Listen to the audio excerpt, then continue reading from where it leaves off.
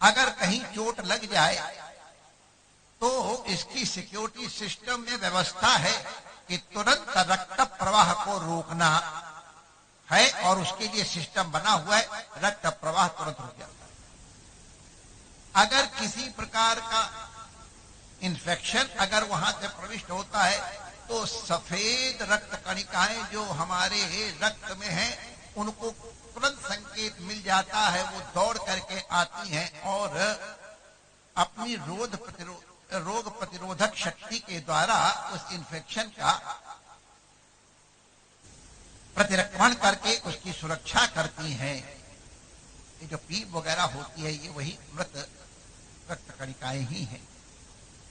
अगर श्वास के माध्यम से अगर कोई या भोजन के माध्यम से अगर कोई ऐसा द्रव्य जो नगर को हानिकारक हो तो उसका तुरंत समाधान किया जाता है। ये रोग निवारण की क्षमता शरीर में उपलब्ध जो उत्तम वस्तुएं हैं उनके संग्रहण की व्यवस्था है। भोजन किस रूप में ग्रहण किया गया और उसको किस किस रूप में बदल बदल करके पचा करके शरीर के ग्रहण करने योग्य बना दिया गया, ये इस शरीर की सिस्टम की व्यवस्था है। इसमें हर कणिका अपने अपने कर्तव्य का पालन कर रही है। जब तक ये कणिकाएं या कोशेज या सेल्स अपने अपने कार्य में रत हैं तो शरीर में किसी भी प्रकार के रोग के संभावना ही नहीं है। अगर युक्ति से भोजन किया जाए, अगर युक्ति से विश्राम किया जाए, निद्रा जागरण किया जाए, स्नान इत्यादि किया जाए, जागरण किया जाए तो शरीर में इतनी सामर्थ्य है कि इसको किसी प्रकार बाह्य उपचार की आवश्यकता नहीं, वो अपने आप में इतना सशक्त। तो भगवान धन्वंतरी ने इसका वर्णन किया और सुश्रुत आदि महापुरुषों ने भी बाद में महाभारत में भी इनका वर्णन आया है। ये एक अद्भुत खोज रही। आज धन्वंतरी भगवान ने कहा यदि किसी प्रकार से इनमें कहीं किसी प्रकार का शैथिल्य आवे तो उनका समाधान कैसे हो, तो वो अमृत कलश लेकर के आए। वस्तुतः अमृत तो भगवान का नाम ही ध्यान है, इसीलिए कहा है अच्युतानंद गोविंद नामोच्चारण भेषजात नश्यन्ति सकला रोगा सत्यम सत्यम वदाम्यहम्। उनका आश्रय करने को बताया गया और फिर औषधियों का मूल बताया गया।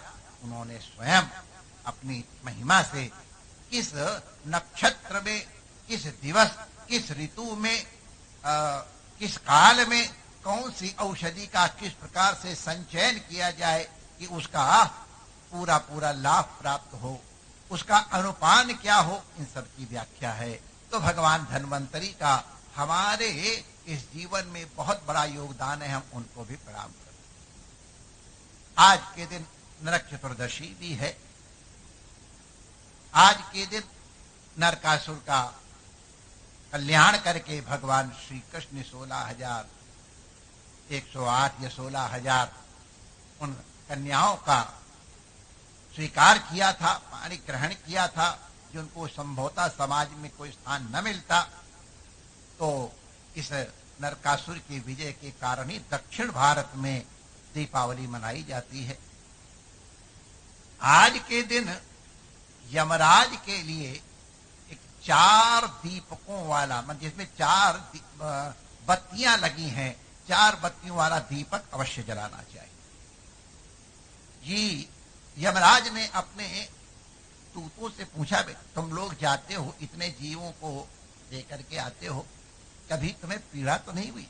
ये उत्तम स्वामी की ये पहचान है, अपने सेवकों की प्रतिकूल परिस्थितियों का भी अवश्य श्रवण करके और उनके निवारण का उपाय करें।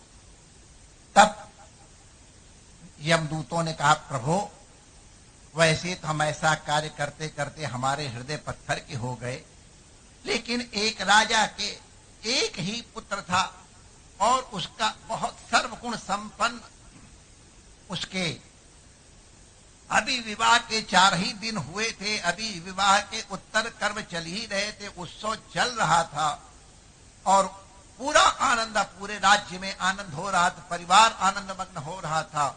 और ऐसे समय में हमको जब उसको लाना पड़ा तो हमको बहुत पीड़ा हुई। हमको आपकी आज्ञा का पालन करना था, इसलिए हम उसको ले तो अवश्य आए, लेकिन हम बहुत पीड़ित हुए। प्रभु, कोई ऐसा मार्ग बताओ ना जिससे इस प्रकार की मृत्यु का निवारण हो सके।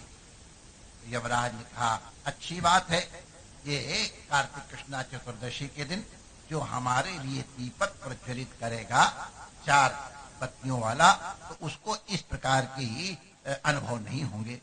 तो ये अब इनका अपने संकेत भी समझ लें। आज के दिन पृथ्वी के मन धरती के जुटी हुई धरती कुछ मृतिका ला करके और उसको अपा मार्ग की जड़ के स्वादिष्ट घुमा करके और उससे अभ्यंग किया जाता है। हमारा शरीर 5 तत्वों का बना हुआ है। इन 5 तत्वों का शोधन ही इसको शुद्ध करता है और अपने विकार ही इसको विकृत करते हैं। ये दीपक प्रज्वालन इत्यादि के द्वारा जो नाना प्रकार के रोग जनक कीटाणु हैं उनका शमन होता है। और फिर हमारे ये जो चंद्रमा की 16 कलाएं, ये अपना मन श्री कृष्ण को अर्पित करना है। हमारे एक एक कला की सहस्र सहस्र अनंत अनंत वृत्तियां हैं। उन समस्त वृत्तियों को जो हम नरक में लगे हुए हैं, संसार में लगे हैं, नरक में आने जाने का मार्ग खोल रहे हैं, प्रभु अनुग्रह करें, हमारी रक्षा करें और हमारी इन मन की समस्त वृत्तियों को जो सहस्र सहस्र वृत्तियां हैं उनका पानी ग्रहण करें और हमें परमानंद की प्राप्ति करें। नाना प्रकार से इन तिथियों को, इन पर्वों को देखा जा सकता है, आनंद का अनुभव किया जा सकता है। यूं तो सुखालयम अशाश्वतम संसार है, लेकिन हमारे ऋषियों ने इनके मध्य में जो ये इन उत्सवों की रचना की है वो हमारे कल्याण के लिए है। बड़े भावपूर्वक पर्वों को मनाना चाहिए। दीपावली भी कल आई रही है, उसके चर्चा चलेगी।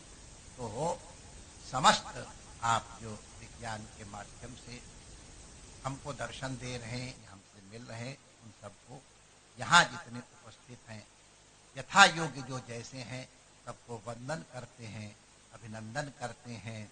और धनतेरस, धन्वंतरी जयंती, हाँ, कई पुराणों के अनुसार, कुछ लोगों की मान्यता के अनुसार आज रात्रि में अंजनी माता ने हनुमान जी को भी प्रकट किया।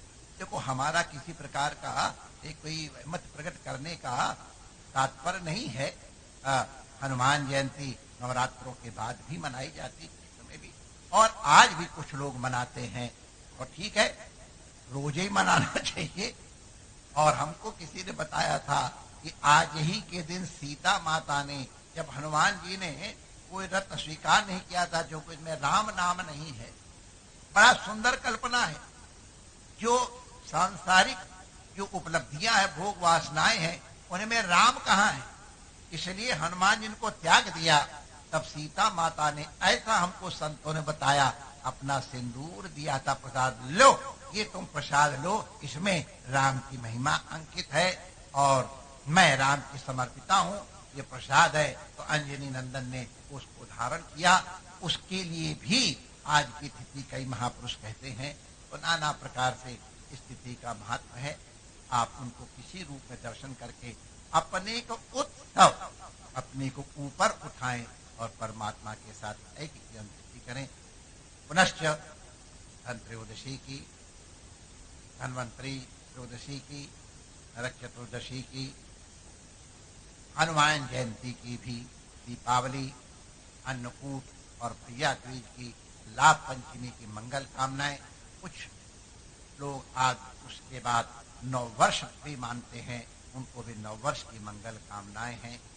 नए पवित्र संकल्प अपना जीवन का कल्याण मार्ग प्रशस्त करें। जय श्री